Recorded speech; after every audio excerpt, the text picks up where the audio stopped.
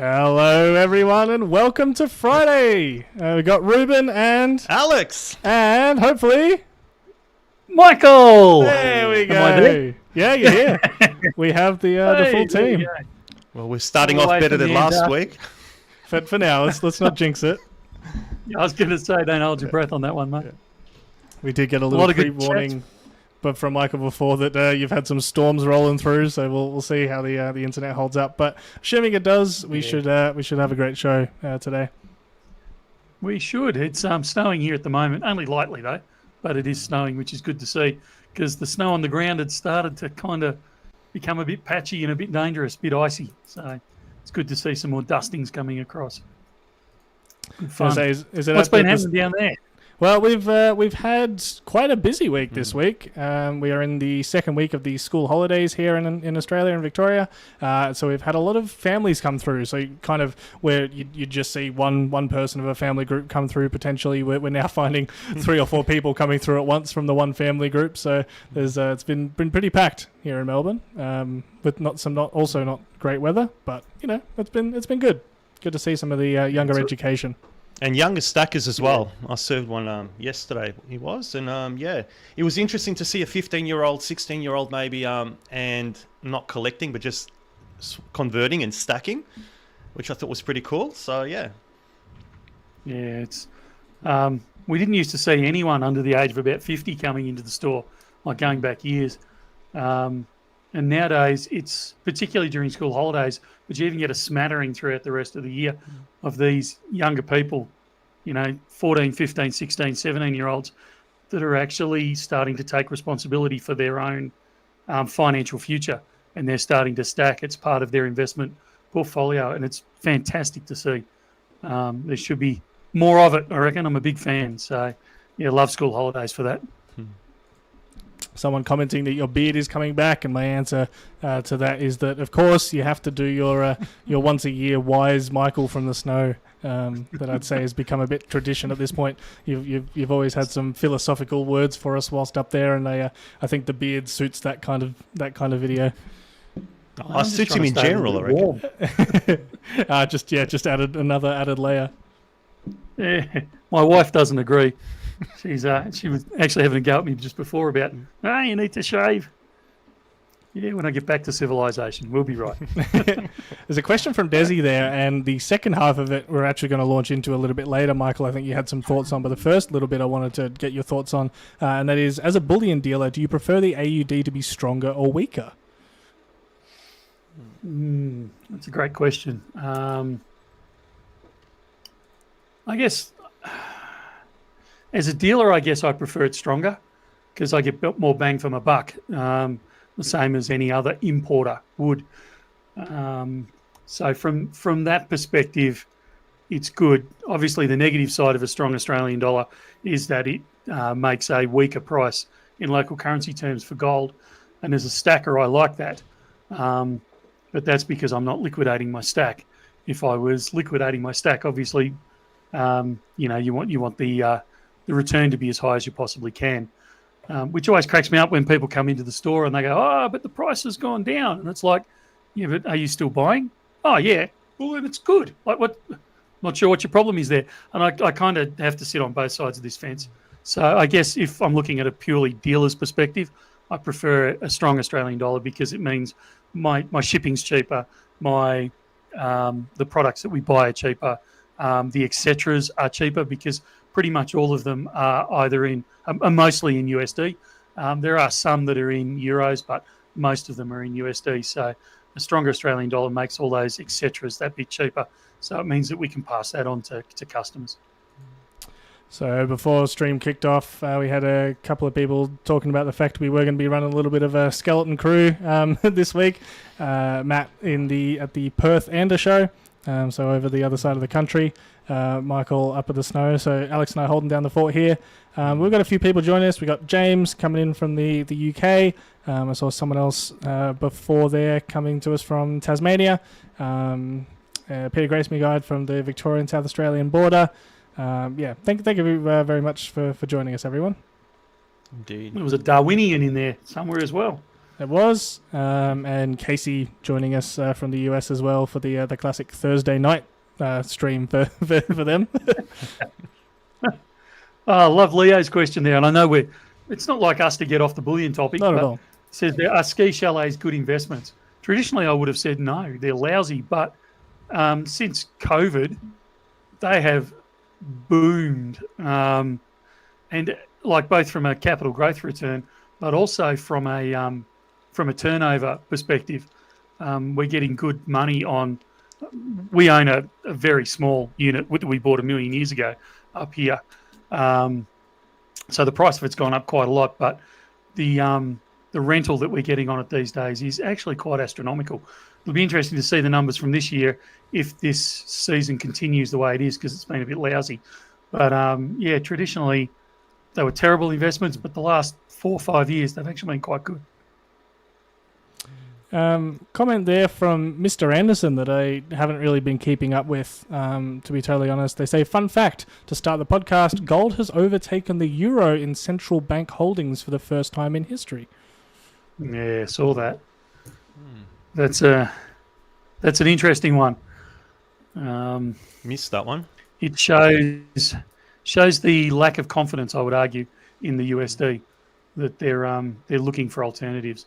And I think a part of that, we spoke about this last week, but a part of that I think is countries, and again, this is not a political statement about the Russian-Ukrainian war, but the world has seen how America particularly has treated Russia's investments, Russia's assets, and anything that's been denominated in USD, they have seized, frozen, redirected funds from, done everything they can.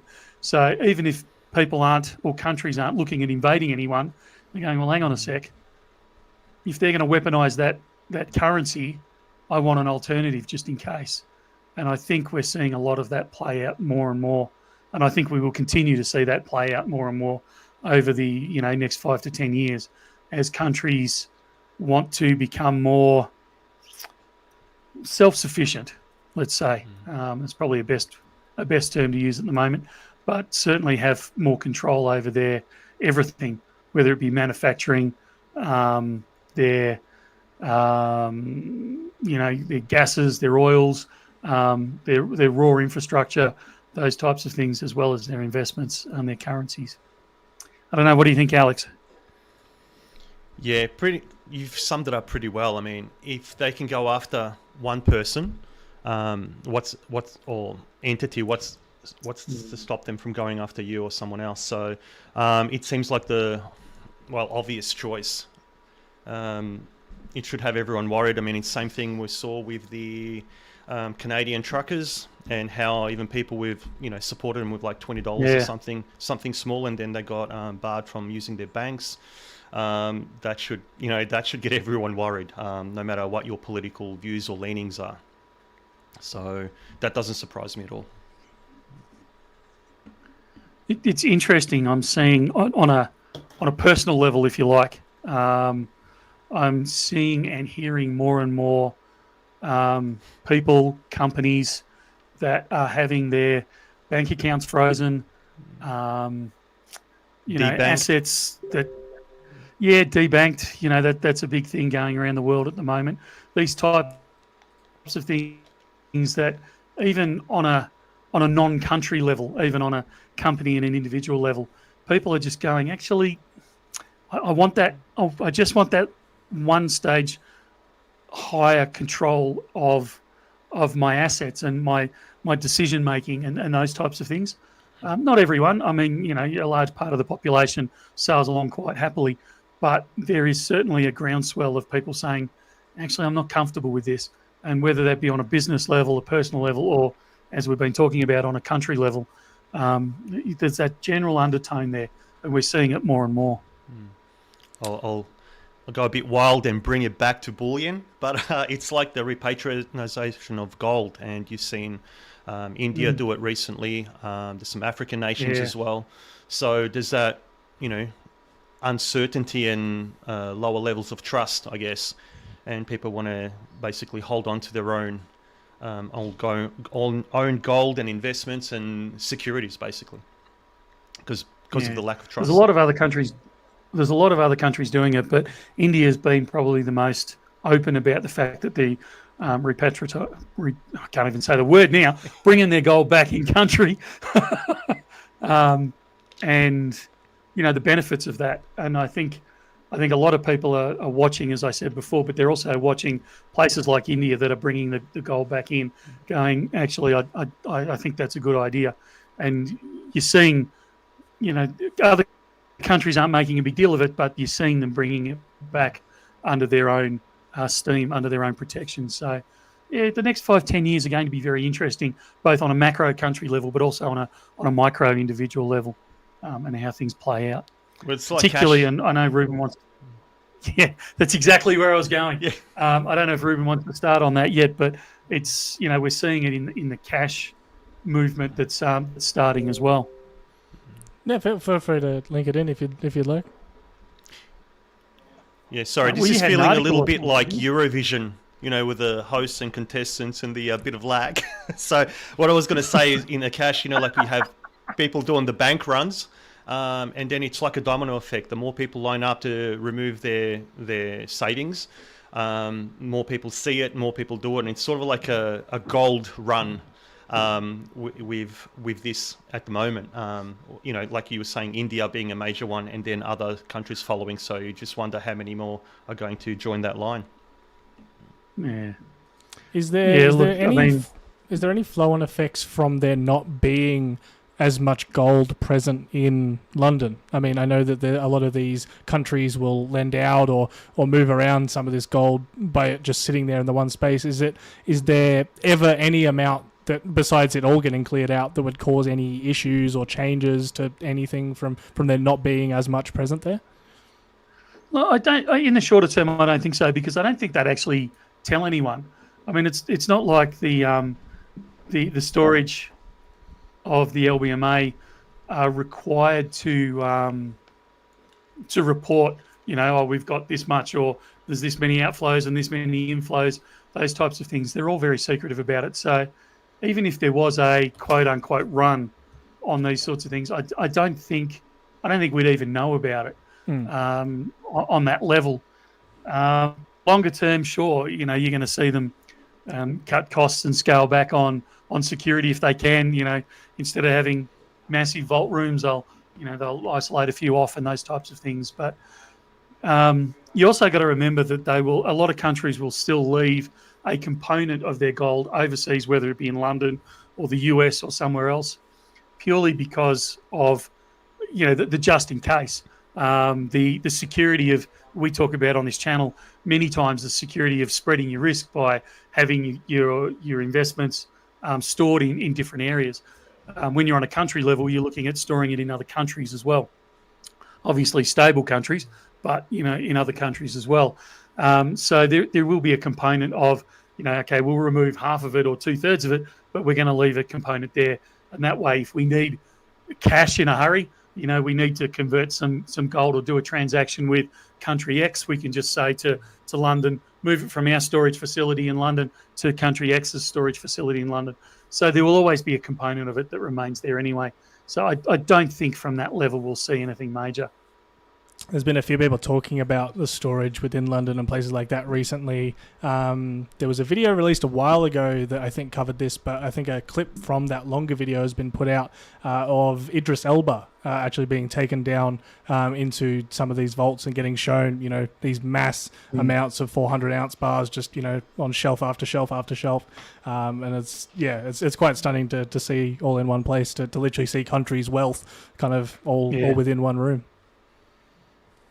Yeah, it's an amazing sight. I'd love to spend half an hour just wandering through the various corridors, but unfortunately they didn't invite me. Both putting your conspiracy hats on for a second, potentially. There's a couple of comments that have popped up there talking about Fort Knox and it not being ordered and things like that.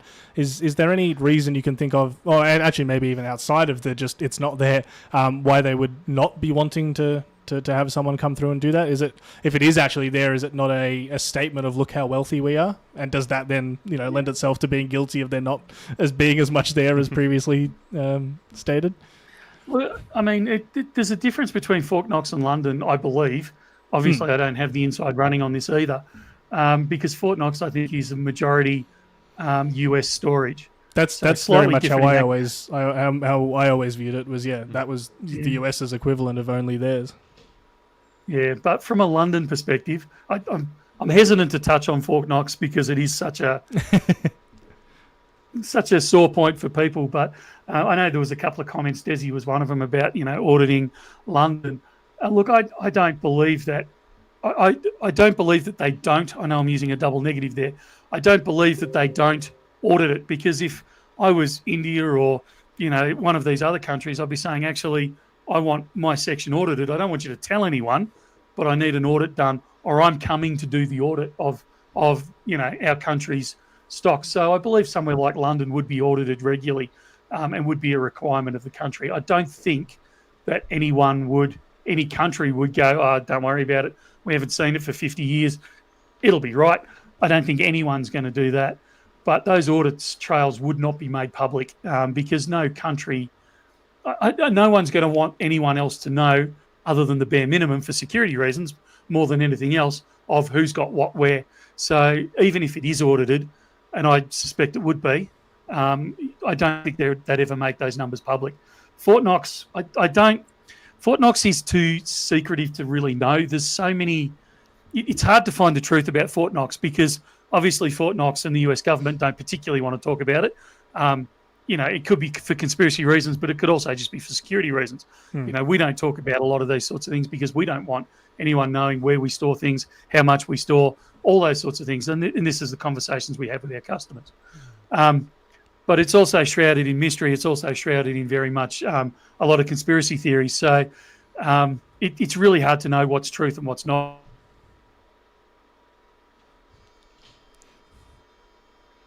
We may have lost him for a second, Alex. Michael's deep in thought there by the look of it. No, well, I think I'm putting my tinfoil hat on. It's as soon as he started talking about Fort Knox there, they shut him down.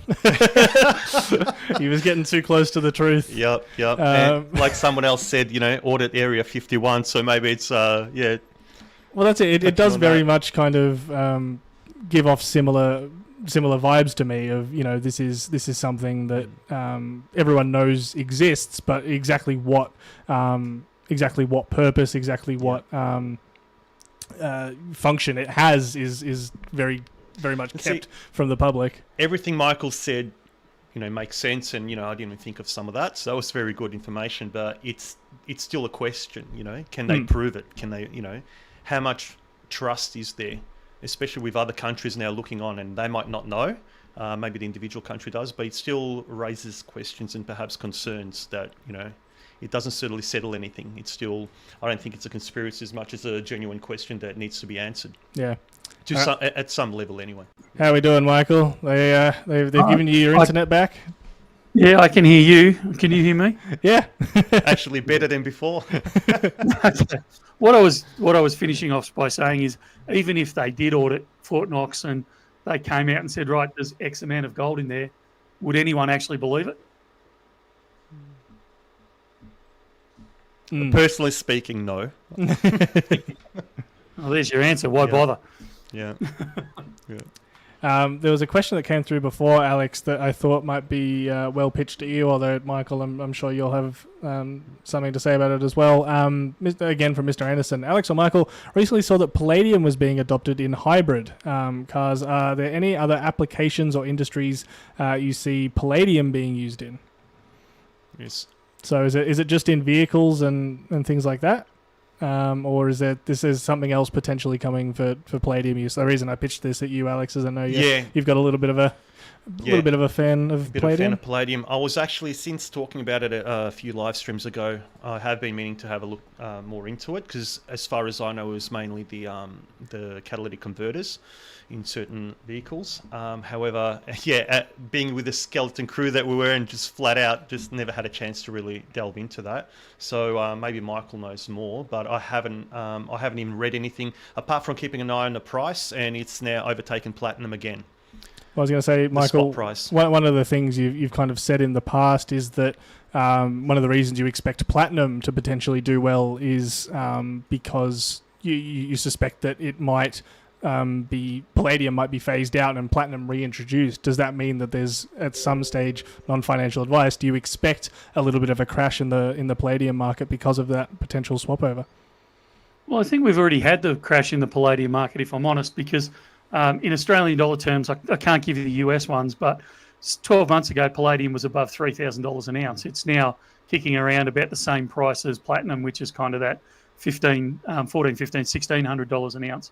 So to a large degree, I think we've already had the crash, quote unquote, of Palladium. But Platinum and Palladium are very interchangeable. So if one takes off the other one, you'll find a lot of industry start moving over to the other one.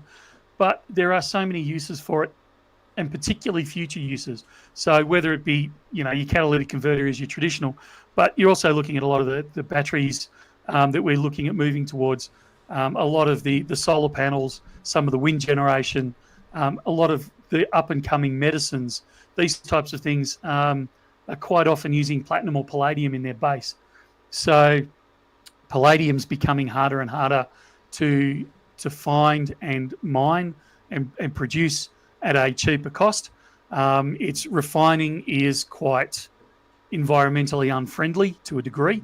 So they're trying to work on things like that. All these things add costs to it. When you're adding costs to things, the price has to go up. If the price doesn't go up, then the producers stop producing, and then supply is far greater than, supply is far less than demand, and it will drive the price up. So these types of metals, they're not rare earth metals, but they're kind of moving towards that rare earth metal end of the spectrum. These things are going to become more and more valuable as we find more uses for them, and we're less happy with the way we refine them. And I'm going to say a bit of a trigger word here, but as the green and the environmental movement make it harder and harder for these mines to be established and pull this stuff out of the ground, it can only drive the price one direction, and that's upwards. Yeah, it's a shame it's also got GST on the bullion side of things, because I think it'll be more popular, especially as the spot price has gone down. But hasn't stopped me, so I'll still go for it, based on the aforementioned reasons you just mentioned, and just because I like having something that's precious that other people don't hold.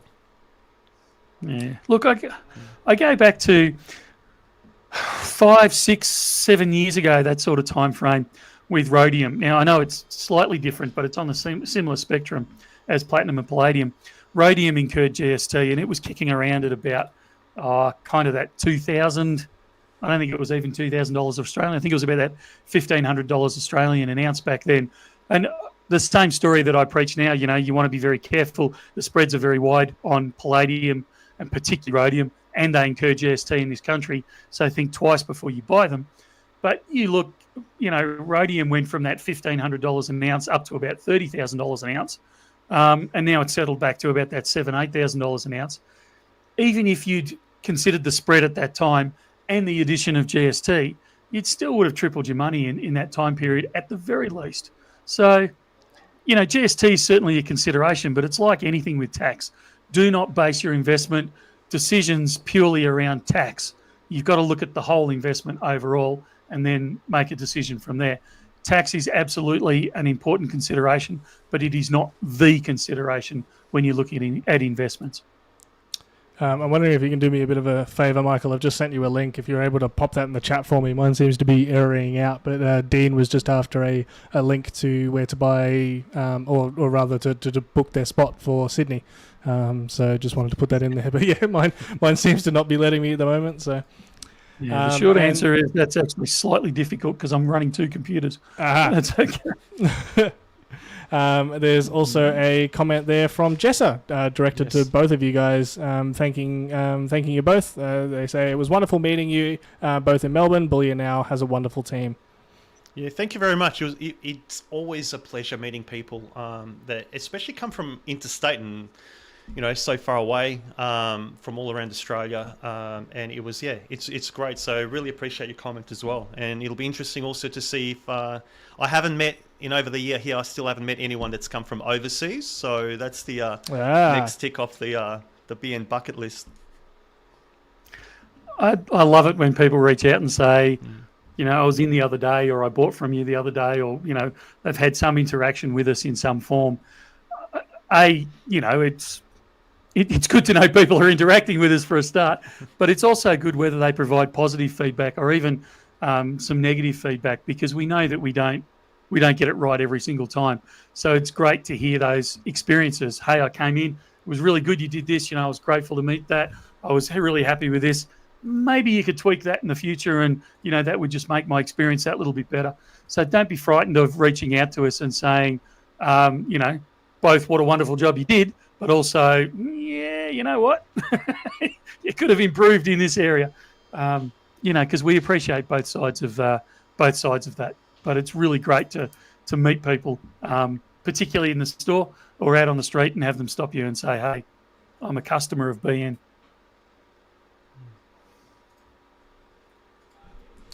And just touching on Desi's comments, so which company makes the most Palladium coins or bars? Is it popular with any? Not many, unfortunately, especially in the coins. I know you've got the US, they make it. Canada, I know, used to have a maple, Palladium maple, which I'm still chasing Rubix. China has 3 pandas. They've only ever released 3 pandas across all the decades, 1 in 1 ounce and 2 in half ounce. And of course, the old Russian ballerina, I believe, that we had for sale in 2021 or 22 as a special, which unfortunately I missed out on. But that's all the Palladium coins that come to mind. Yeah, Palladium's not easy to work with. And a lot of these manufacturers have to either retool entirely, or even if they don't have to retool, the cleaning up process to make sure that there's no palladium contamination with the next thing that's going through is just huge. So they just don't bother. There's really only somebody asked me this the other day. I think there's only 2 main refineries that manufacture palladium from a bar perspective that any of the manufacturers use, and they only produce bars. So I don't know. I don't know of anyone that produces a coin at the moment, and I don't know anyone that's intending on producing a coin. But even the bars that you see really only come out of 1 or 2 sources, and everybody sticks their own stamp on the front of it just to say that, hey, we've got palladium. Yeah. Yeah, even Perth Mint with their beautiful Palladium emus, there was only 3 releases, or possibly 6, but 3 in proof and 3 in brilliant uncirculated. And again, chasing one of those. But seems like everyone is with the prices. Weary one there is questioning if we have to involve GST on buybacks of Palladium. Yes. Yeah, unfortunately we do. But as a consumer or as a seller, that makes no difference to you, because unless you're selling back as a business, you don't care. The price is the price, whether you're buying or selling it. You don't claim the GST back. You don't pay the GST when you sell. But as a business, we do. So whenever we buy it, we have to remit. Correction. Whenever we buy it, we have to include GST in that calculation. And then when we sell it, we have to include GST on that calculation and remit that amount to the government. So, yeah, if you're selling it as an individual, don't get stressed about the fact that the buyback price includes GST. It makes no difference to you at all, unless you're selling to us as a company. And it's only at that point it becomes a bit more interesting. So there's a couple of comments about Matt not being here. I was going to say I haven't heard anything from him, but he literally just sent me through a message right then. And it sounds like he's a little bit running around a little bit hectic. So his delivery that he was expecting at 9 in the morning has only just turned up. So he's a little bit behind schedule. So we're hoping to have a little video from him, but we're going to have to catch up with him next week and see how everything has gone over at the Perth Ender show for him. So no more long jump updates or anything of the sort? Not at this stage. They were good. Metal Inquisitor wanting him to take a look at a little bit and criticize or comment on the dimensions of the emu. I can't say I'd noticed too much. I think I've got a photo of the one we had in our video. Yeah, so the printed out one, not the actual one. That was a little bit of a funny bit. But yeah, what are your thoughts on the new emu that came out this week, Michael? I mostly like it. And I think it's the same as everyone else. The legs, I don't know what it is about those legs. They're just a bit... I don't know. When I first saw it, I thought that, it was... Oh, no, yeah. It was revealing a bit too much leg. I thought emus had a bit more feather down their legs, and I went and did a bit of research, and they actually don't. It's actually fairly accurate. I don't know. This one, more than any other emu designed coin that I've ever seen, and you don't see a lot of the emu coins around, but this one, I don't know, the legs seem to stay center stage on it for some reason, and that's the only thing that makes me go, don't know. But overall, I actually like the coin overall. I think they've done a good job with the chicks in the foreground there, running around. I think it presents well. I love the 2 ounce coin. I don't believe they do enough variety in the 2 ounce. So I think overall it's a tick from me. It's just those legs take a little bit too much centre stage for me. That would be my only feedback on it. Yeah, lots of discussion been going on around online about the name of the series swapping over. A few people suggesting that because it's the father that is far more involved with the raising of the chicks for the emus, apparently, that could be one of the reasons it's been swapped over for Australia as well. Although I know when I mentioned that to you before, Michael, you didn't think it was anything quite so grand or well thought out. It was just the case that they tried to make it a little bit more uniform and not have multiple names for the one series. I think it purely comes back to the marketing guys just want to call it one thing. It's the emu this year, but they're not going to go back to mother and baby next year when they do a grasshopper or something. Whatever they're going to do, I don't care. It just coincides with the fact that it was an emu and they moved it to the, what did they call it? The Millennium? No. Next generation. Next generation. You were going to say Millennium Falcon, weren't you? Oh, that's exactly what came to mind, and I don't know where that came from. Well, because at Next Gen, we made the comment that it was related to Star Trek Next Gen, and so in your head you went, Star Trek, what's that? No, I'm a Star Wars fan, therefore it must be Millennium Falcon. I could follow the train of thought there, it makes sense. Okay. Glad someone explained that to me. So I don't think I think it was intentional, but I don't think it was, we're doing the emu this year. That's not a good look if we call it mother and baby. We'll move it over to the next gen. Yeah. I don't think it was that well thought out. It's really interesting. I'm actually going to hold it off till next week, till Matt's here, and we can talk about it a little bit more with him because it kind of relates to something he said previously. But Metal Inquisitor, I believe it was, sent through an article Perth put out chatting with the designer of the new Sovereign. We were kind of comparing that the other week. And so, yeah. It was good to see their thoughts, and we actually spoke about the fact that it would be good to get a little burst from them about why they'd designed it in such a way and why they'd done what they did. And it was very interesting that kind of came out right after we went on this live stream bit about we need to hear more from the designers. I think it's good that they've done that, it'll be good to pull it apart with Matt and just see what they've done. I haven't seen the video yet, but it'll be interesting to see, and I hope they keep doing it. It'll be really I found out this morning from you, so I'll have to read that. But we'll find out whether Matt's happy with the article or not. I very much appreciate more communication like that from the designers. I think it's cool to see inside their head a little bit, inside the design, and I hope we see more from it out of Perth and other designers around the world. We've got I a agree. email question, Michael, from Hang McDuncan on. Presents. Before you read it, Alrighty. we've got to pick up on this one. Zabinator. I don't know how to pronounce it, mate. Sorry. Lucky it's not sitting in a bird bath. I reckon we run a competition. If anyone can actually get me a real photo of an emu in a bird bath, we'll do something for you. no. Ruben, remember how I almost won that one? Going back to the email from McDuncan, they say, quick question Moving for you right all. along. What is your experience with dealing with bullion dealers overseas? When in Tennessee last year, I tried to go to a bullion dealer, but found they were all only by appointment. None that I stopped by were open like BN or other Australian bullion dealers. Has this been your experience as well? Yeah, the whole world's dodgy. You have to come to BN. Is this a security thing? Is this just because they might be running another job and they allocate only time when people are coming through? What's the go with appointment only? It's seeming like a standard, at least in the US. Look, it's not. I think it's a combination of many things. I think you're right. It's partly security. I don't think we take. I think we take for granted how safe Australia is at times.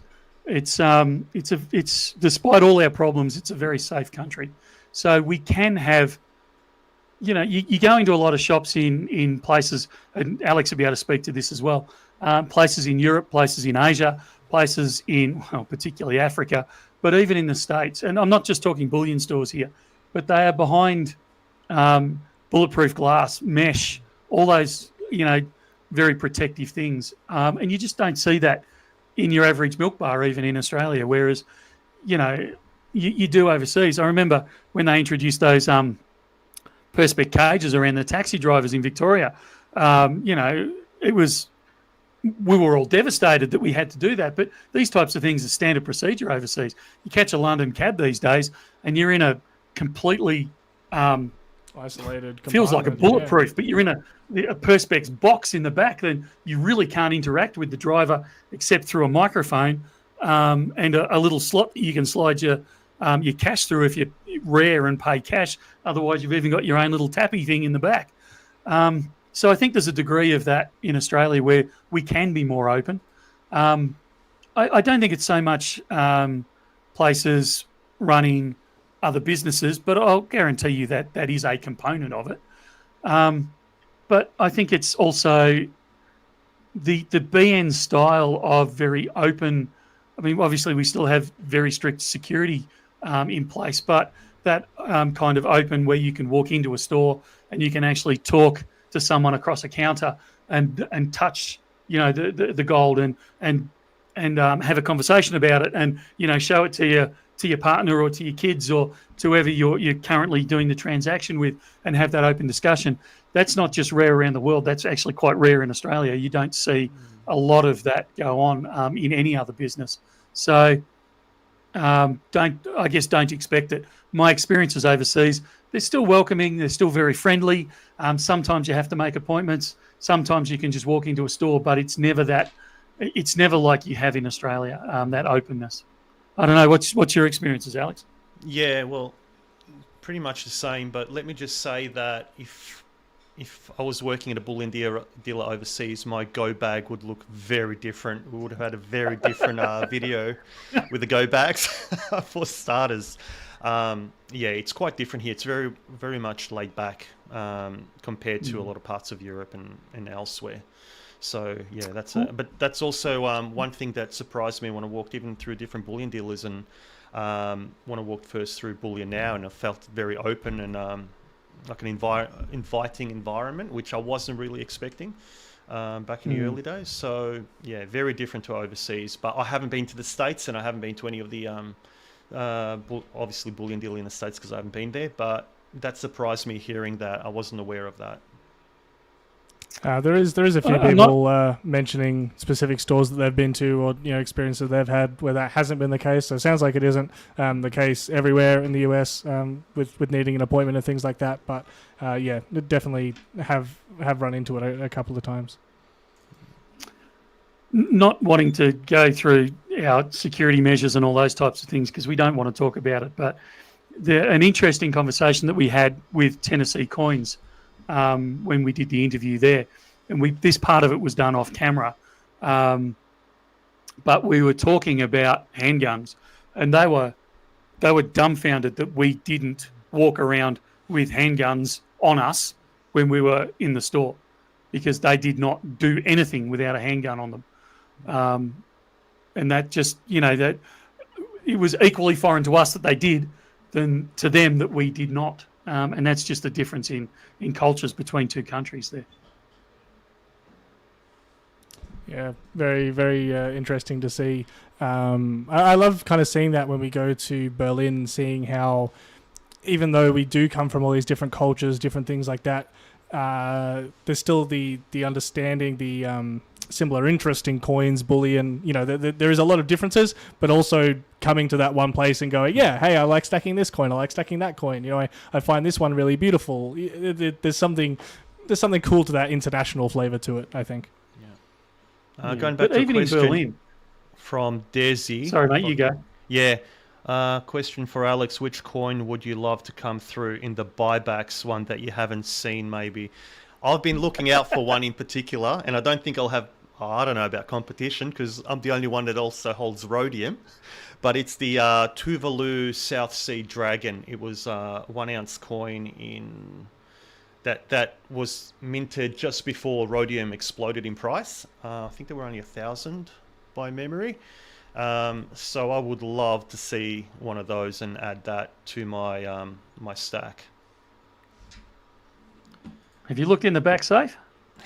Well, can I just say I loved helping clear out your desk.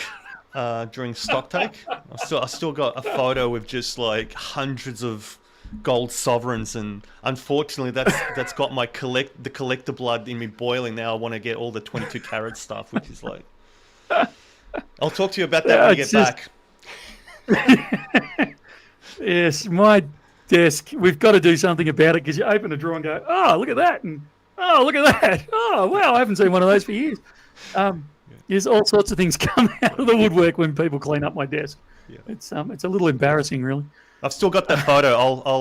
I'll been posting on the Twitter Bullion Now channel. So I'll post a picture of that. It's just like gold sovs everywhere. It was great.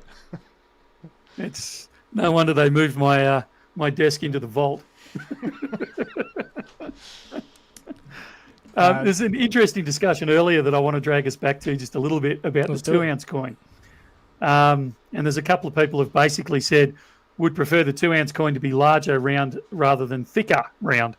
I actually think the other comment I actually wanted to mention was the mum and bubs should have been a 1.5 ouncer. That was from Stephen Bayer. I totally agree with that. I think they missed their mark by going for a 2 ounce. They should have gone the 1.5. Anyway, with the 2 ounce, I'm kind of stuck on this one, and I'd be interested in other people's feedback on it, because the advantage of the bigger coins, the bigger planchets, is that you can get that greater detail onto the coin because you've got a bigger face to work with. The flip side of that, though, is there's nothing like a chunky coin where you've got a lot of the similar kind of, in this example, a 1 ounce planchet, but it's twice the depth, or you go for a 5 ounce, which is only got a 1 to a 2 ounce planchet size, but it's quite deep, or you go to that extreme that Germania did last year with one of their coins, where it was a 1 ounce planchet, but it was a 10 ounce coin, so it was this big cylinder. And I think there's a degree of wow factor or cool factor just in that chunkiness of the coin. And you can also do a lot more with the design, as you see Perth Mint do with their, help me here, Ruben, their not reverse proof, what's it called, where they do the scalloping? Like high relief. Yeah, the high relief, thank you, where they can high relief it slightly because you've got that extra depth, so you can actually almost make the design three-dimensional and pull it out a bit, because you can cut into the coin itself and just leave that design sitting proud. So I think there's pluses to both, and I would love to see them actually do a wider coin, but I'd also like to see them do more with a a 1 ounce size, but more depth to that coin, and actually play with, on a bullion coin, play with the design a little bit more. We'll see what happens. For those that like the thinner, wider planchet of 2 ounce, I would refer you to the excellent Lunar 2 series from Perth Mint. Their series 2 were much wider, thinner but wider, so you'd had more room for the artwork. They're actually quite beautiful, which is again one of the reasons they're still one of my favourites. But like you, Michael, there's nothing like those chunky coins, especially in a cap, and we've got the caps for them now. So when you stack them, it feels like casino chips. Even though I've never gambled with casino chips, but yeah, I just love the feel of them when you got a literal stack of chunky 2 ounce silver coins. Yeah, there's nothing like a chunky coin. You just can't go past it. I'm gonna make sure I remember to mention the fact that we have our Vintage Wednesdays auction that's about to finish at 3:45. We've got a vintage left-facing swan Perth Mint bar up there at the moment, so I can tick that off as having remembered to mention that. But the other thing I wanted to launch in for, someone said they were sitting here patiently waiting for us to talk about it, was the heist that happened quite a while ago of some 5 kilo bars that magically disappeared between Sydney and Melbourne. Since then, it's kind of gone very quiet. I hadn't heard anything. And then a couple of days ago, we hear that they've arrested someone in relation to it. So I'll quickly pop on a video about that just to kind of catch everyone up. And we'll come back and talk about that in a second. It's taken nearly 3 years, but now in the hands of police, the man authorities allege single-handedly stole nearly a tonne of silver bullion. 40-year-old McLean Fittler, arrested yesterday, denied bail in Goulburn Court today. Police allege in the afternoon on Friday the 26th of November 2021, a truck driver who's been cleared of any wrongdoing picked up the silver bullion from a depot in Sydney, driving it to a home in Melbourne. In the early hours of Sunday the 28th, police allege Fittler pulled his vehicle up to the back of the truck, cut the locks, and took an hour and a half loading his car with 192 5-kilogram bars. The next morning, the truck driver headed to Melbourne, only realising the cargo was gone when he arrived to unload it. Although Fittler has been charged, police have not recovered what he's alleged to have stolen. As of right now, authorities have no idea where that $1.4 million worth of silver bullion is stashed, and they're now asking the public to help them find it. $4 million worth of Alrighty. Sorry, I was doing your audio for me catching up and trying to listen to it, Michael. Sorry. I did love that little bit at the end there of, so we don't know where it is. If anyone wants to let us know, that'd be great. On a totally unrelated note, are we doing the special on the 5 kilo silver bars this week? Ex-nay. Yeah, just we could do them at a really good price because we picked them up at a really, really good price. The other thing I love about that video is the fact that when he's getting out of the divvy van, they blur his face out. Yeah. And then 10 seconds later, they show the mugshot of him. Yeah. Like, what was the point of blurring him out in the first place? Geniuses.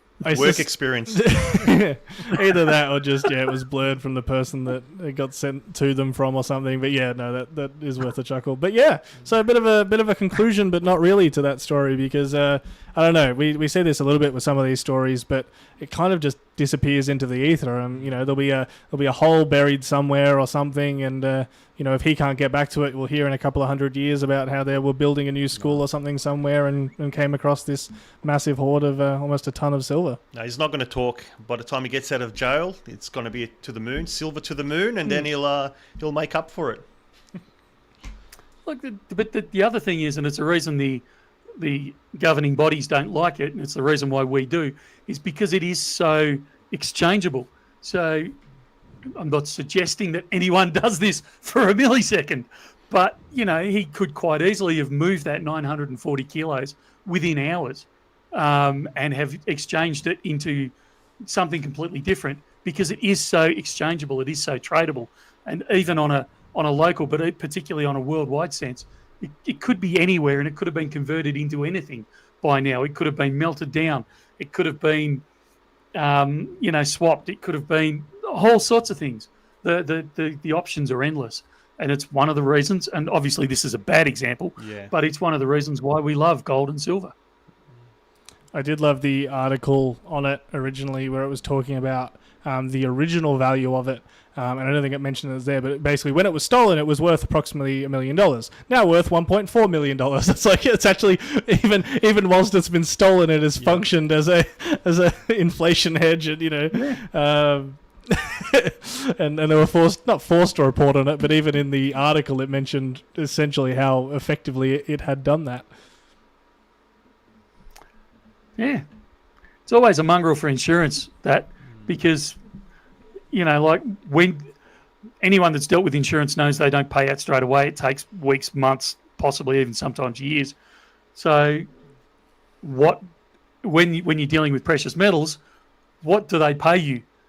And they will try and pay you the lesser of the two evils, obviously. But, you know, we negotiated for many a month with our insurance guys to say, actually, you don't need to, we don't want you paying out the number when the incident occurred. We actually want you paying out on what the actual number is when you make the payout, because otherwise people could lose 10, 20, 30, 40% of their investment because it's taken you so long to process it and actually pay out. So one to think about if you're ever getting your stack insured is when will the payout, or what number will the payout be based on? When the incident occurred, or when they finally get around to paying you and you can actually manage to replace what was stolen. Well, that actually touching on, I think it was, who was it that said that about insurance? Sorry, a poll. Was it Desi that was asking for a poll? Zazbinator. Oh, okay. Sorry, my mistake. Maybe a poll of who insures their bullion. Do you have, like, if you keep it at home, do you insure it? Or do you, like me, just invest in extra shovels? So, yeah, I'd be curious to know. Yeah, no, good poll. Matt would be proud. You'll actually find that a small amount of bullion is actually covered by most house insurance policies, but it is an incredibly small amount, particularly as the price of gold has gone up. Espist's comment there, it always makes me laugh as well, how they have to say the word alleged like 5-6 times within the one news article. I think it should just be like, okay, they have to say it once at the start just to make it clear, you know, we don't actually know until, you know, justice has been served, you know, all that kind of stuff. But at that point it's like, cool, you've got that out of the way, now just give us the facts. Yeah, but I don't know, in some ways I find it comforting because even if it's a token hint, it's still a hint at the fact that it's proven until, it's guilty. Let me try that again. It's innocent until proven guilty, whereas most of society these days is very much guilty until proven innocent, and even then we're still not sure. There you go. Some interesting stats there for you to look at, Alex. Wow. Yeah. So for those just listening to audio, we're at 90 to 1. Of 90 to 10, of people saying that they don't. And, you know, we've spoken about this from a security point of view a couple of times, Michael, of it's the more people that know that you have it is more of a security risk. And whether you trust someone sitting in an insurance company or not, it's still someone else that knows that you have, you know, that at their house, at your house. Yeah.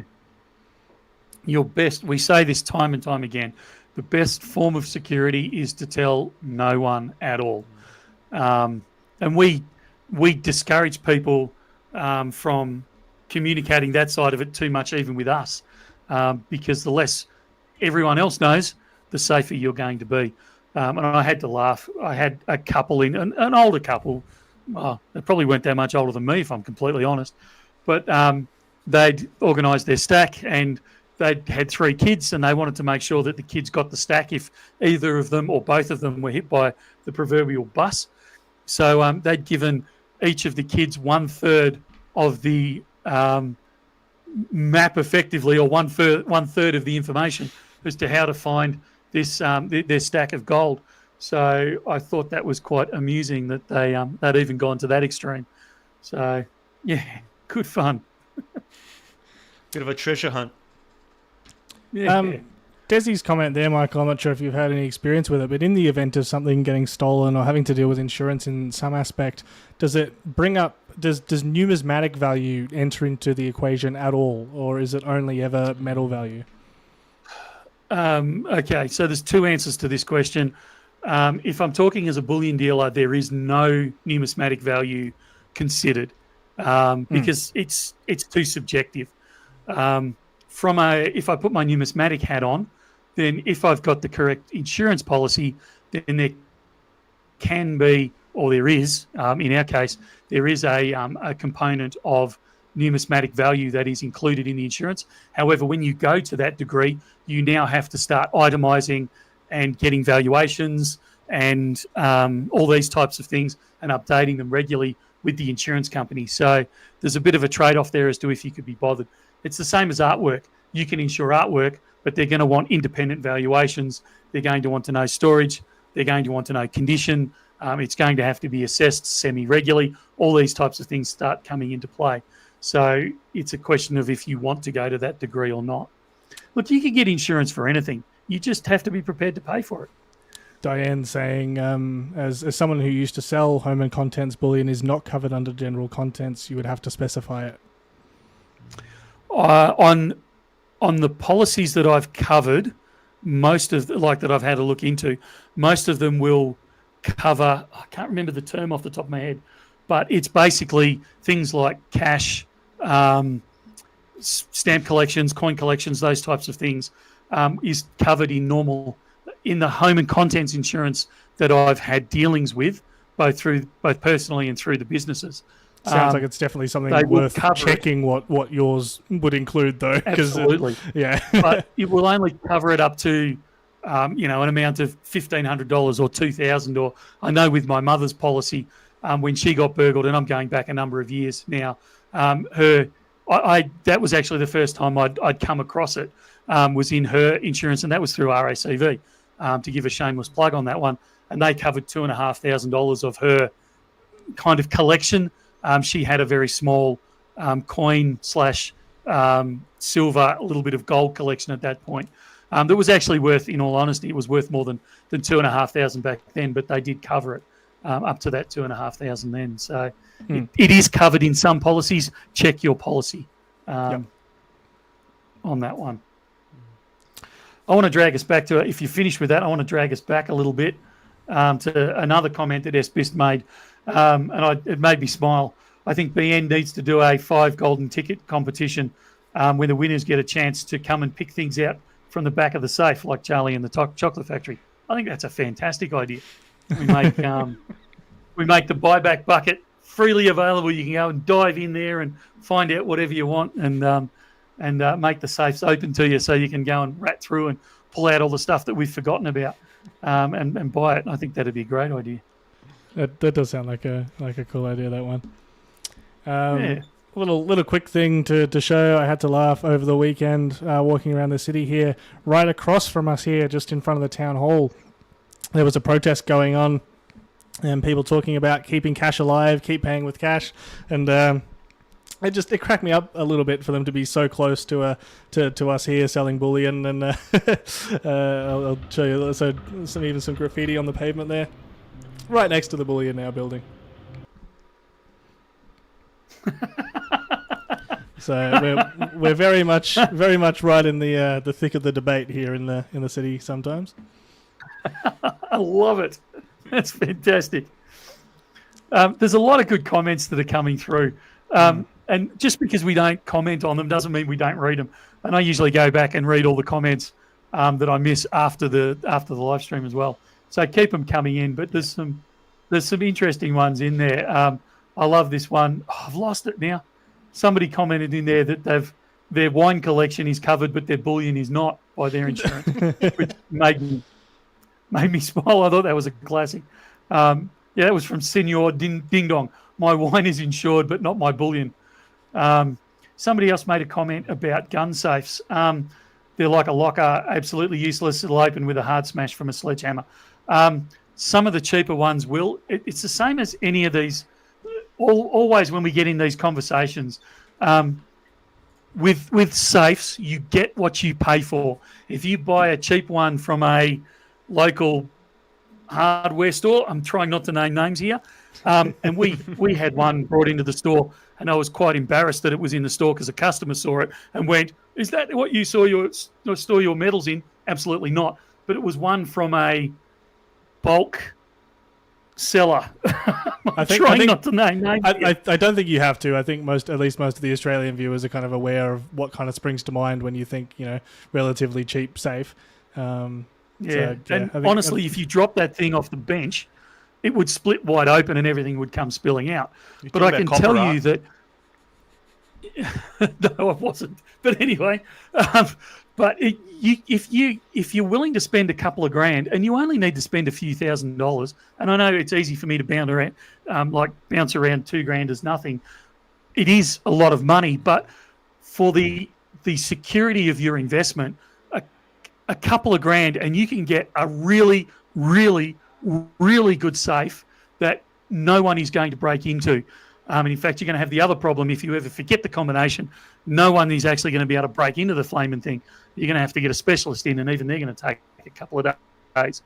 Don't be frightened of buying second-hand safes, not the cheapy, crappy stuff, but the decent safes. The fact we've got I don't like talking about our vaults and our safes, but I actually have a vault that would be well over 100 years old, and it would be as secure as some of the newer vaults that I've bought.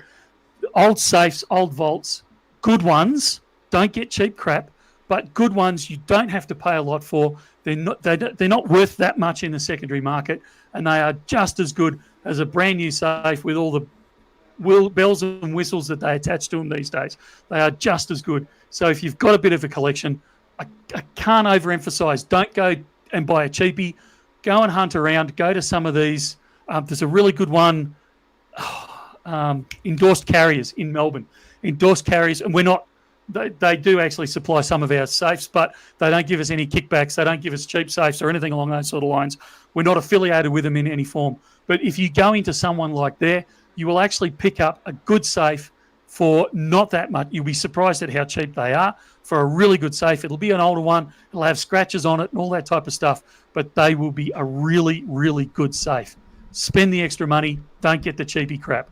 Honestly, the hardest bit is actually then moving it around. That's the thing with some of those old ones is the actual transport and things like that. You've got to be prepared for something that will weigh a lot.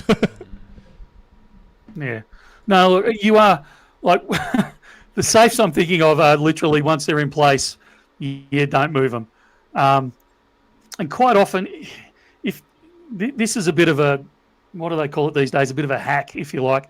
If you look into some of the old shops that are closing, like shops that are closing down, particularly shops that are, jewelry shops, bullion shops, coin shops, anything, pharmacies, anything that has to store things securely, you will find that they will have a safe in there, and you will find that they are, if you will remove it for free, they will give it to you, because I can tell you from a shop that we took over, it cost me as much to get the safe removed from that shop as it did to buy a safe and get it installed. Wow. So that's another way that you can pick up a really good safe for not much money. If you have the ability to be able to move objects that are greater than a couple of 100 kilos, you will find that anyone closing down some of these higher end shops, they will let you have the safe from the back room, just because they are required to return the store back to the way they rented it, i.e. without the safe in it. So they will gladly let you have it. I know there was one in our building recently where they were looking for someone. They would pay you to take the safe purely because they had to get rid of it before they ended their lease. And it was just going to cost them so much to get in one of these professionals to actually move it. One of the reasons I've thrown in about fountains in the titles is a couple of things I wanted to talk about with it. But the first one is based off an article my dad sent me throughout this week, talking about the English town of Bath. it's very aptly named. They have a lot of Roman baths within this town that have kind of been built on over the years. But yeah, originally some Roman baths, some really cool history there. And obviously they get people come through and give lots of donations. You know, it's a very classic thing to toss coins into wells, you know, fountains, things like that. You see it kind of the world over. They've caused a little bit of they've changed things up a little bit by actually not allowing people to throw coins in. They're instead asking for card donations, like tap and go donations. And it's really interesting because they've put out the numbers of how much they've lost by doing that. I'll throw up the article there. And yeah, they've lost an estimated, I think it says there, like £90,000. So what's that? You know, 180,000 Australian dollars by going from this, you know, from just the coins to swapping to this contactless kind of method. And it struck me as very, very odd to kind of shoot yourself so much in the foot like that. And it very even more interesting because right at the end they mentioned the Trevi fountain in Italy and how, you know, they're trying to keep it. They're trying to keep it nice, things like that. And the Trevi fountain that they mentioned in Italy, I remember hearing just how much they actually rake in from these coin donations. And I've got a thing there. It says they made 1.4 million euros in a year by simply having their you know, their fountain open to accepting coins tossed in. So it is very much a traditional thing, and it surprises me that the UK has, well, the baths specifically have stopped this being a thing. So kind of shot themselves in the foot a little bit there, and I just thought it was an interesting story. Yeah, I'll start. Yeah, you go, mate. I don't like seeing that. One, it's not just the coins. I have to touch on a comment here by, I think it was Senor Ding Dong, about cards don't give you good luck, card payments, right? Yeah. So that's one. But you're getting rid of, well, potentially, which is what I'm assuming, you're getting rid of so many people that remove the coins, clean the coins, so that's jobs lost. Which I'm assuming is what's happening. You know, it affects them, affects their families, and so forth. Also, you're destroying like centuries-old traditions. You know, so definitely not a fan of that at all. Yeah, I think it's a bad move. But even from a practical perspective, you know, you put your hand in your pocket and you pull out a couple of coins and you throw them in. You don't think about it twice. But if I've got my credit card out and now I've got to go, well, am I donating $1 or am I donating $10? And I'm in a foreign country now, so I've got charges on that. Like, has it got one of those skimmers on there? So I'm actually losing my credit card information here. You know, you can give the coins, forget it, move on, and never have to think about it again, kind of thing. But yeah, with doing it that way, and that's it. It was just some very interesting data to have to go from. That's it. You know, that 90,000 down to only a couple of thousand in a year. It was very, very telling of. The way people want to keep doing this tradition. Certainly it shows there's no mass adoption to it. So, which, in my opinion, is a good thing in this case. Yeah, but even, I remember when my kids were younger, you know, we'd walk past those things and they'd ask, and I'd pull out a handful of coins and I'd give coins to each of the kids and off they'd go, sort of thing. Whereas there's no way I'd hand over my credit card to them and say, yeah, you know, race over and make a donation. They're older now and I still wouldn't do it. Particularly now, I wouldn't do it. More dangerous now. Yeah, that's right. But, you know, even spreading that a little bit wider, I was talking to a church treasurer not that long ago, and he was bemoaning the fact that they'd gone almost exclusively electronic, whether it be EFT or card, for their donations as well, and their giving had dropped massively compared to when they used to pass around the plate. So yeah, it was an interesting conversation. And COVID was the reason they knocked that on the head. Was that recently, Michael, that you had that conversation? Yeah. Were they thinking of reverting, going back to coin donations? No. Wow. No, that was actually what the basis of the conversation was he was saying we need to go back to that, and he was telling me that everyone else in the like in the management of it, if you like, on the board was saying, no, we can't, we've got to stay this way. We prefer it this way. And, those types of things. And look, he was saying as treasurer, and this is my complaint frequently, it's far easier from an accounting perspective, from an audit perspective, for everything to be electronic. But, I don't think they were taking the hits that we're talking about here of 90%, but they were definitely down 30, 40% in their giving because they'd gone electronic rather than taking the cash in the plate type of thing. Wow. That's still a big reduction. So that's obviously affecting a lot of donations and things they can and help they can offer with those missing or lack of those missing funds. So you'd think that over a certain period of time they will have, if it stays on this path, they'll have no choice but to revert back to accepting cash. Yeah, I don't know. I know even from my side, if I'm in a church service or any of those types of things, and someone passes around the plate, I'll usually pull out my wallet and I've got a whatever note in there, I'll toss it in, sort of thing. Whereas if I've got to go home and think about it and then do the transfer, we all live busy lives. We just even with the best intent, you still don't get around to it as frequently as you should with those types of things. So yeah, I can believe the numbers, and I think it's a sad way that our society is heading. The other fountain thing that I was going to mention was one of our BN viewers who has been travelling around taking some photos. Took one with a little bit of a statue, filling up a BN bag, shall we say, with the tagline, I can confirm that the BN bags aren't waterproof.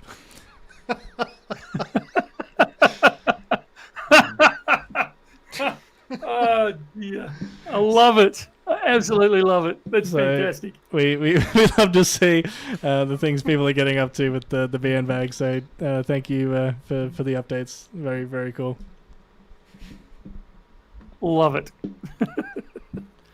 I'm going to probably let you go a little bit on this one, Michael, because I know you had a little bit to say about it. Desi, but there was a few other people asking as well, your thoughts on the inflation figures and the impact that's likely to have on gold price. Well, I mean, it did have an impact on the gold price.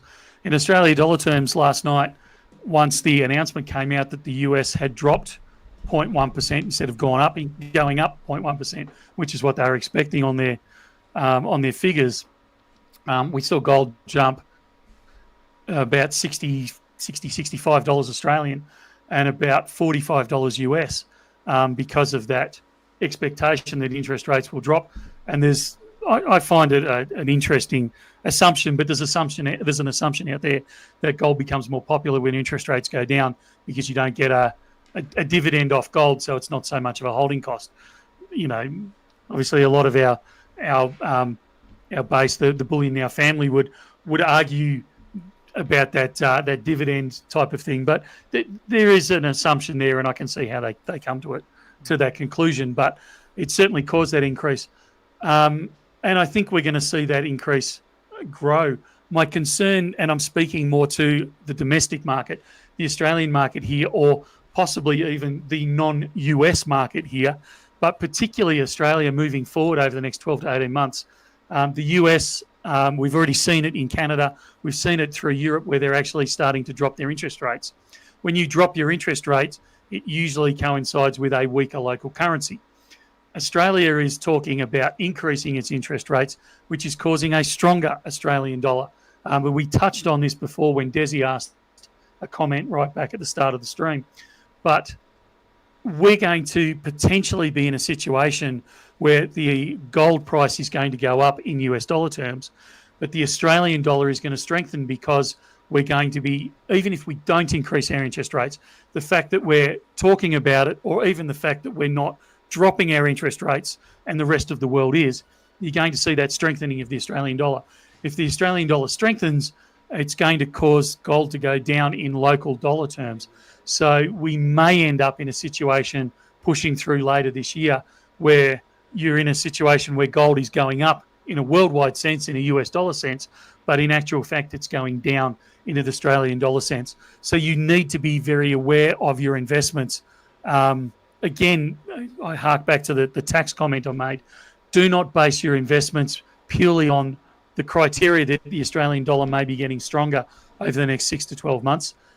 But it's certainly something you need to consider. It's not the primary reason for investing or not investing, but it's certainly something you need to keep in the back of your mind as we move forward, because I think looking around the Australian economy, I don't think we're going to increase rates hugely. I can certainly see their argument for one increase in interest rates, but I think if they do, that will have a massive ripple effect through the rest of the economy, and we will suffer for it 6 to 12 months' time. But I can certainly see them holding our interest rates up higher for longer than the rest of the world does. So that's got to be one of the considerations when you're looking at further gold and silver investments, when you're buying them, particularly in this example in Australian dollar terms. But even if you're in another country, a non-US denominated country, you've got to take that into consideration as well, what the central banks are doing with your currency in relation to the rest of the world, and how that's going to impact your currency compared to the US dollar.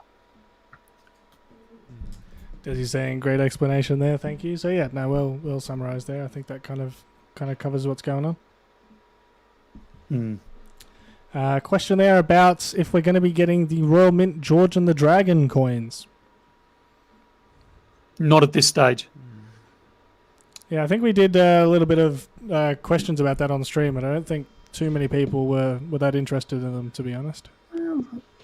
I was actually shocked by. I think if I remember rightly, it was 1/3 to 2/3.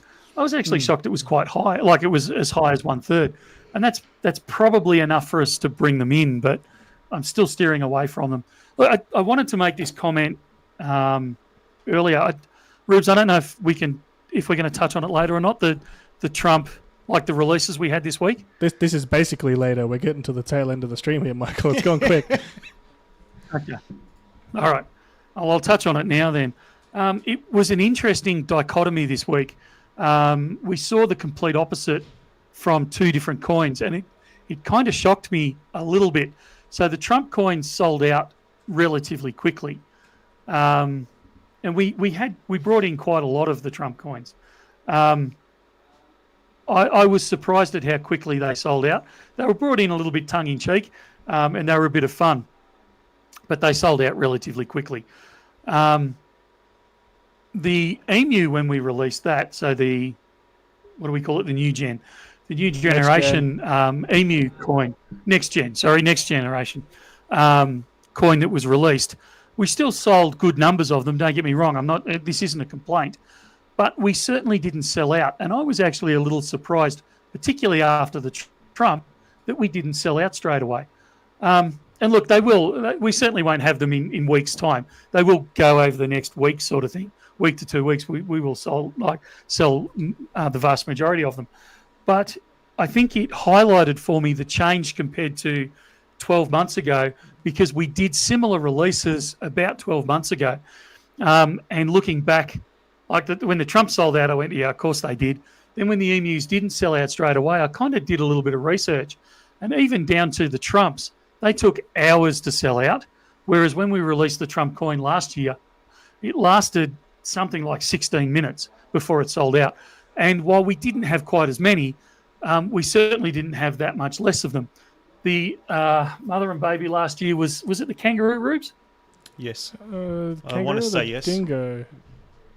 No, kangaroo, I think. It might have been the dingo. 2022. Whichever one it was last year, sold out relatively quickly. This year, like I said, we sold good numbers, but we didn't sell out. So I think that's what we're seeing in the market more. It's the prices have gone up. People don't have the available cash, and we're actually seeing. It's not that silver or gold is not popular anymore, but we're seeing people scale down their buying. Instead of buying 2 tubes, they might buy 5 or 10 coins. Instead of buying 10 coins or enough, for some spares, people are buying 1 or 2 coins. So we're seeing that slow down even in bullion, which quite surprised me, and it was very stark this week as to the difference in that buying pattern. It has absolutely changed over the last 12 to 18 months, even in Australia. I know it had overseas, and it did so probably before we were in Berlin, but particularly when we were in Berlin, the conversations amongst the dealers was, the world's stopped buying silver, sort of thing. We were kind of scratching our heads saying, well, it hasn't really impacted us. And yet now we're starting to see that slowdown that I think happened in Europe and the States probably 6 to 12 months earlier. So it's an interesting reflection on the market. Desi saying cost of living hitting people. I also think for a 2-ounce coin, it being just that little bit above that $100 mark now is a bit of a mental point for people to go, hang on, this isn't just something I can, Yep. Oh yeah, it's under $100, no worries. Oh, hang on a minute, this is getting expensive. Yeah. Do I actually want to collect this series? Do I want to stack this? It's very much something, and yeah, Gary as well agreeing, less spare money. Especially if you're not already collecting and invested in a series. So, like so many coins, you say, I'll grab one of those. But if you're not already collecting, and like you said, with the price point now, and getting rid. Look, even in my household, if I spend 30, 40, 50, 60, 70 bucks, like the wife won't comment quite so much. But if I start spending 110, 120, 130, it seems to be a trigger point for her to go, hang on a sec. What I mean, it's not like she jumps up and down on me or anything, but she certainly would question the, you've spent over $100. What was the go here? So I think that's a valid point in any family's budget. You get away a lot more with less than 100 than you do with over 100. So no, it'll be interesting to see what happens as spot price moves, if that becomes even more of a factor in people's purchases. So I just have to touch on one of the things Michael said earlier about not being able to respond to so many of the comments. There's so many great comments. I'm just like, I'm going to reread them later and try and comment on them, but I have to touch on Gary Johnson's George and the Milk Spot. How's that for a marketing campaign? Maybe not marketing campaign. It might be the unofficial. Yeah. Right. No, I think they should embrace it.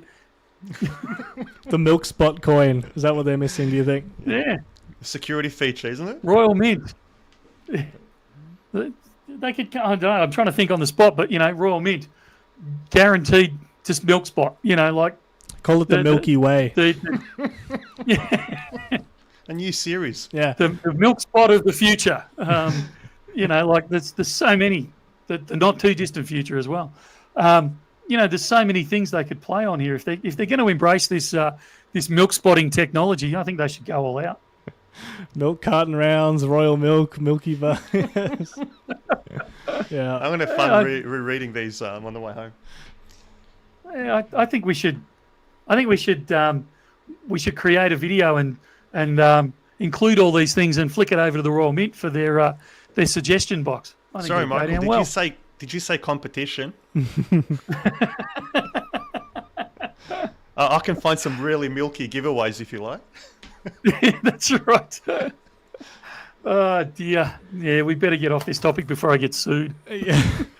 There was a really cool coin that we've seen get released recently that we don't have in hand yet, and I'm really sad that we don't have it in hand yet because I really want to see it. And that is the Rubik's Cube coin.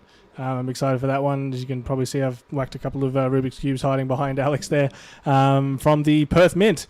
And I'll quickly show up the photos of that one because I think it is a good-looking coin. It's kind of very similar to the Games Throughout the Ages series that they've been running for a while, but this one specifically is commemorating 50 years of the Rubik's Cube, the puzzle, and it comes in a really snazzy box.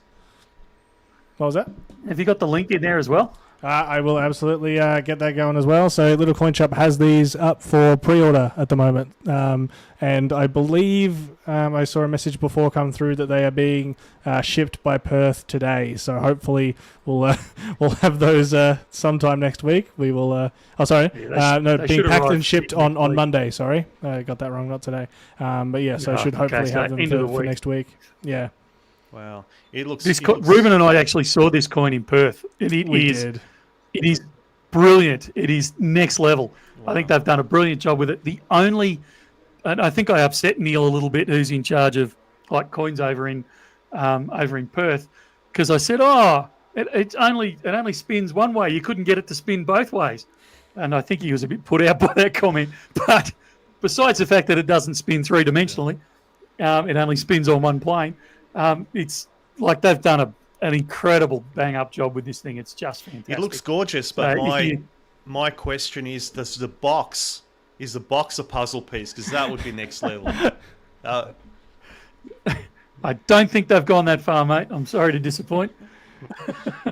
But I absolutely love what they've done with it, and like I said, really looking forward to getting them through and actually getting some shots of them, seeing them in person. I have also requested that if I can try and get one of these as well. So hopefully they don't sell out too quick, because I think I've got my hand up for one, at least one. I think they're cool. They're just like, they're a great present. They're a great coin.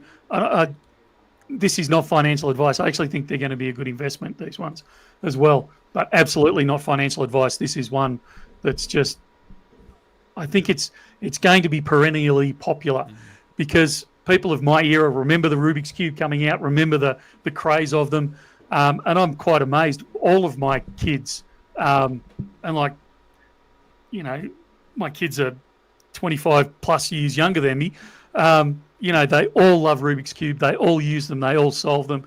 I know at least two of my kids' friends go to Rubik's Cube competitions, for crying out loud, which I didn't even know existed. But one of them is actually one of the very high up champions in this country, and goes and represents Australia in Rubik's Cube competitions, which I just find mind-blowing that they even exist. So if you're interested in Rubik's Cube, if you know someone that's interested, if you're looking for that unusual present to give someone, I reckon this one's it. I think this is a great one.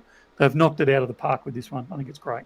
It's pretty much evergreen, isn't it? Like, for the ages. Absolutely. Yep. Yeah, absolutely. So looking forward to having that one through. What have we got lined up unboxing-wise for next week, Michael? What else have we got coming through? Mate, I'm on holiday. How am I meant to know? Well, you won't be for next week. That's why we got to know. I can't remember. All right, we'll come back to you for next week. We'll have some interesting stuff come through. I reckon we are at the tail end of the stream. We need to hit some rapid fire questions here. Indeed. I want to hit a couple while people are getting their rapid fire questions up there. Silvermad1, looking forward to visiting BN tomorrow morning. Hopefully 9 a.m. won't be as busy as it was a few weeks ago. 9 to 9:30 is usually the quietest time. There's usually a few people queuing up at the 9 o'clock, and then we deal with those, and then it kind of quietens down a bit. And then about, I don't know, Alex, what do you reckon, at 10:30, 11 o'clock? It seems to go insane from that point on. Because it always gets you on a Saturday. You're thinking like, it's gonna be a bit quiet this week, and then you look up at the cameras and it's lines. So yeah, I'd say definitely between, say, quarter past 9, 10 o'clock. That's a good spot. Yeah. You watch this week, everyone will turn up between 9 and 10. Yeah. Yeah. There was another one that I was going to answer, but I can't find it in a hurry. Goat made an interesting comment earlier that I thought made me laugh. Is Perth going to be minting any more 1 ounce silver dragons? Dragons are released on Thursday, I believe, the 18th. Yep. There was someone before I remember asked. Sorry, can I backtrack that one? Are we talking rectangular dragons, or are we talking the round dragons? I'm not sure. They just said 1 ounce. Okay, if we're talking the rectangular dragons, they're released on the 18th. If you're talking the lunar year of the dragon, they will be, and I'm not speaking on behalf of Perth Mint here, but going by previous years, basically June 30th, they pretty much shut off production of that year's lunar, because they're getting ready to make next year's lunar and get that through the system. So basically from now on, if you've got a size that you are looking to add to your collection, get them sooner rather than later, because they will run out of stock very, very soon. Yep. The question was basically how many we got allocated of the 1 ounce gold dragons. They noticed we had quite a steady supply of the rectangular gold dragons, the lunar ones so far this year. So hang on, are we asking about the... This is getting confusing. There's This too is many the one. dragons This year. is the problem with the Year of the Dragon. We're talking about the one in the card with the blossoms. Okay. We got a... Everyone knows that I think that's the product of the year. Although I've got to say this Rubik's Cube is nudging up against it. But that is the product of the year. So we requested and got allocated a whole stack of them. I believe we've taken more than any other dealer, certainly within Australia, but I think we've taken more than pretty much anyone else around the world, because I still think they are going to be a sleeper. I think they are going to be the one to buy. All right, let's go for some rapid fire here, Can Michael. Sorry. Yeah. Sorry, this was... I want to touch on this because it was asked a couple of times about PB. Paul, That has was a the one I question. was going to get to in Yeah, we rapid just fire. saw. Come on. Michael, have you watched the Great Taking documentary? Literally just about to No, ask. not you, off the top of my killing head. me. All right, back into rapid fire. When's Pakenham open? Is it open tomorrow? No. Has anyone heard anything about Woolies, the coloured $2 Olympic coins? No. Michael? A little bit, but not enough to actually commit to it on air. Yep, fair enough. Silver tarnishes. Does anything happen to the other precious metals? Yes, but not as much. So gold, gold you'll sometimes get the orange flecks in, but that's like in the precious metal line. That's about it. Gold 1 ounce kangaroos. I'm assuming asking if we're getting any through or stock or something to that effect. I would have thought we have them. They're a pretty standard item. Now you've brought it up, I'm actually pretty sure I noticed we didn't have any in stock. You can certainly pre-order them, and we will have some arriving very soon. When's the release of the Gold and Silver Emu series? So That's not been the- pushed off to Yeah, separate October. to the next gen. Any chance of us getting 2 ounce or 1.5 ounce silver maples? Unlikely this year. I haven't seen those 1.5 ounce. Neither. They sound cool though. Any news on Royal Australian Mints, Beneath the Southern Skies, or Coat of Arms bullion coins? No. Look, while Matt's not here, I'll admit to the fact that I don't think they're going to produce them this year. But Matt keeps telling me they probably will. So we'll see who's right by the end of the year. Why doesn't Perth Mint do very much with reverse proof? Oh, they're doing more. They're playing around with a lot of different things at the moment, and some of them have been really good. So I think you'll see more and more of them come. Like they'll do things like the reverse proof because they've been quite successful. Can you say anything more than you just did about the rectangular dragons? They look. I really like the design. I think they've done well. They're being released on the 18th. 250,000 of the silver, 8,888 of the rectangular golds. 250,000. I think I'm right, Alan Rubes. It's 250,000. I might have to check on that one. Yeah. Okay. Whatever Whatever it is, it sounds like a lot. Yeah, it's not actually that many. So we will have them for a while, but we won't have them for a long time. So if they're in your budget and you're after them, I'd get them sooner rather than later. Particularly the gold. The gold takes a few weeks to sell out, but it does sell out. But you will have a few weeks with that, and the same with the rectangles. Same with the silver. They do sell out, but it does take a little while for them to sell out. And particularly after this week, I'd say it'll take a little bit longer than normal. So you've got time to save up and get them in your stack. How deep is the snow? Is there lots of powder? No, it's funny actually. The snow's been relatively light up here. Looks like we're going to have a storm next week when I go home, but it's been relatively light. But up until the last few days, there's been enough snow that you've actually been able to snowboard quite nicely, but not enough snow that all of Melbourne has migrated up here. So in some ways, it's actually been a really good season because we haven't had big queues for the lifts or anything along those sort of lines because everyone's staying away, waiting for the big dump.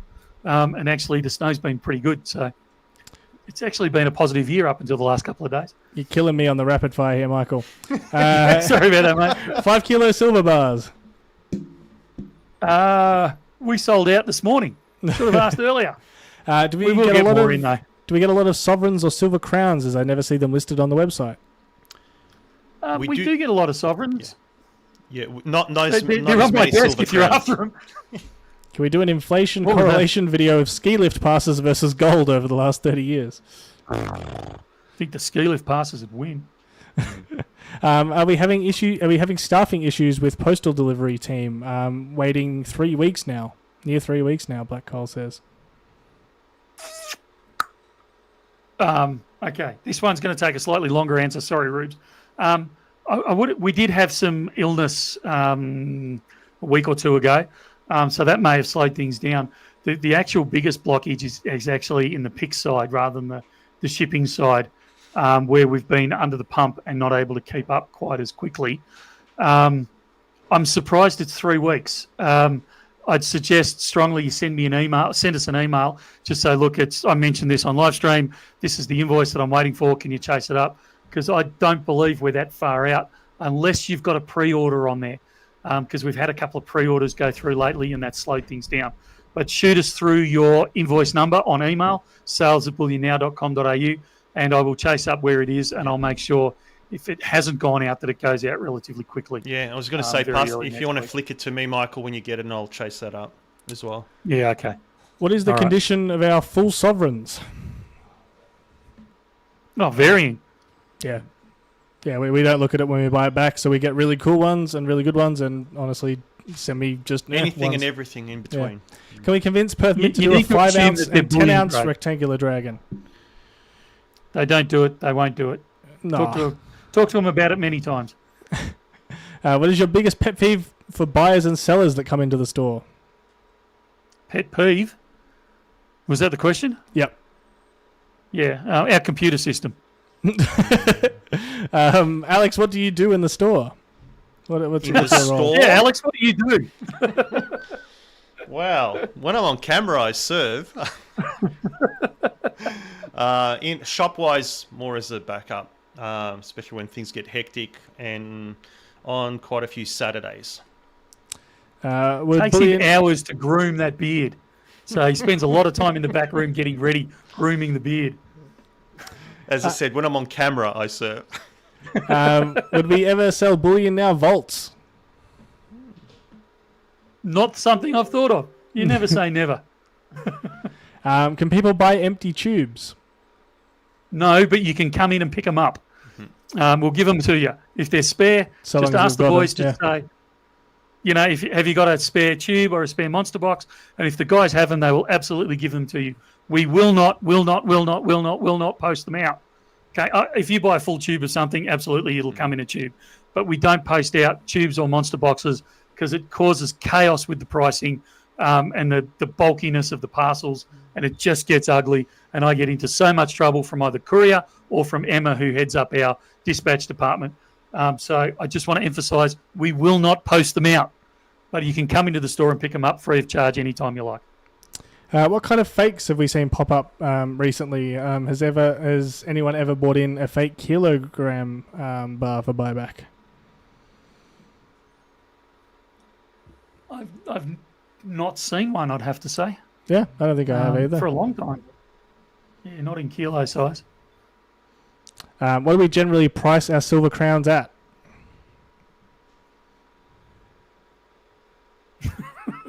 I can't answer that question off the top of my head.